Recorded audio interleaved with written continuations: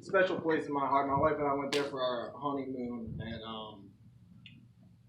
when she first came and picked me up, she played that Christ Rastafari mix, and I'd heard Waymaker, and it was just a nice, funky little twist on it. So I know you guys have seen this verse before. I chose the King James version because I had seen the NIV version quite a few times, and it says struggle.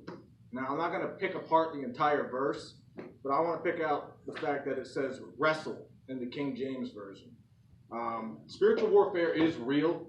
I know that because I've seen a devil face to face, at least a demon, last October behind a dumpster. And I could see it 6 feet away from me. And about 3 a.m. till the sun rose, I was frozen in fear. I had no idea what to do. 4 years before that, I'd seen a glimpse of heaven. I was in the ICU with organ failure, alcoholic pancreatitis. So I've seen a little glimpse of both sides. But the scariest part about it was I didn't know what to do. So when I saw this word wrestled, I don't know if you know, God talks to you guys in different ways. He talks to you through the church. He'll talk to you through the Bible. He'll talk to you through circumstances, and he talks to you through prayer. So I had a line dropped to me going back to school in August, and my wife dropped the line that they have a wrestling team. I started wrestling when I was 4 years old. Just that discipline carried me all throughout a lot of different areas, different places that I wrestled, different schools, and then through college.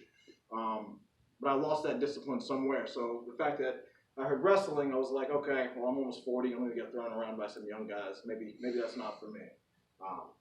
Then Pastor Rick said that you have to wrestle with the Word. So again, something went off in my head, and I was like, all right, now the church is talking to us. Then the fact that Mark's just deathly afraid to wrestle me was hilarious to me. And I'd seen another sermon with Stephen Furtick talking about Jacob wrestling with God.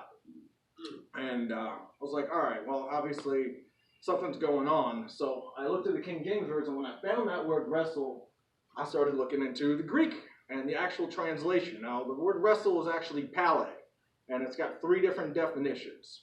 Struggling, wrestling, and hand-to-hand combat.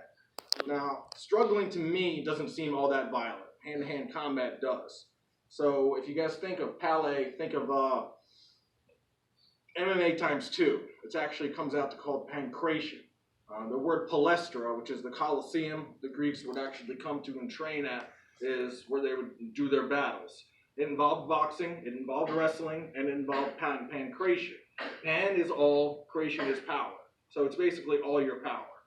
The boxers had rules, the wrestlers had rules.